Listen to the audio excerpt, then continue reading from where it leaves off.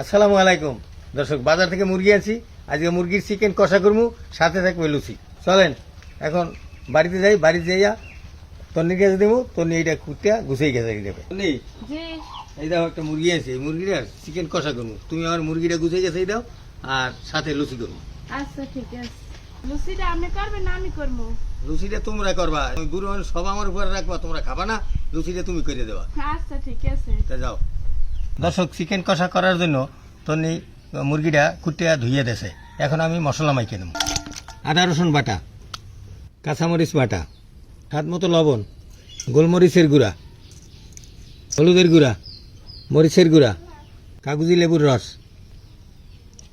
এখন তুমি টক দই, খাঁটি সরিষার তেল। দর্শক, সব মশলা দেওয়া হয়েছে, এখন মাইকে এলাম।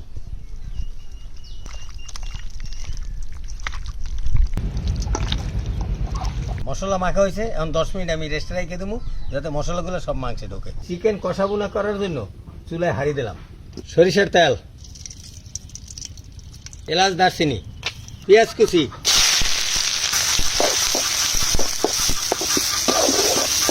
কয়টা শুকনো মরিচ, কাঁচামরিচ বাটা, হলুদের গুঁড়া, মরিচের গুঁড়া, ধনিয়ার গুঁড়া, জিরার গুঁড়া। মশলাটা সুন্দরভাবে কষাই নেব। মশলা কষাইছে, এখন মশলা মাখা মাংসটা দিয়ে দেব।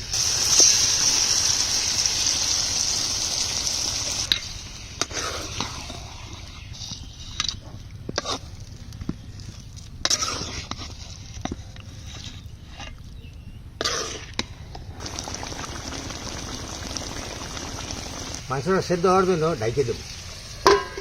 নিবু জালে মাংসটা সেদ্ধ হইতে থাকবে, আমি কিন্তু পানি দিই নাই। কষা বোনায় পানি দিলে স্বাদ থাকবে না, এই জন্য আমি পানি দিই নাই। অনেকক্ষণ জাল দিছি, এখন ঢাকনা ডুরেই দেখি।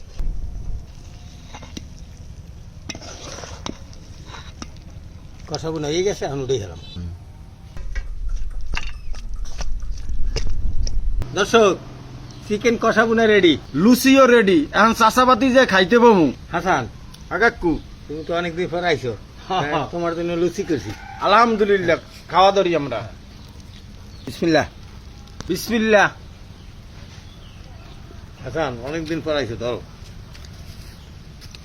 কাকু, মুরগির কষা বুনা আর লুচি আর সেই মজা হয়েছে। ফিরি ফিরি বৃষ্টিও বাড়তে আছে, খাইতেও মজা হইতে আছে। খাইতে মজা হইতে আছে। দর্শক, ভালো থাকেন, সুস্থ থাকেন। আমি আর হাসান খাইতে থাকি। আগামী দিন নতুন ভিডিওতে দেখা হবে।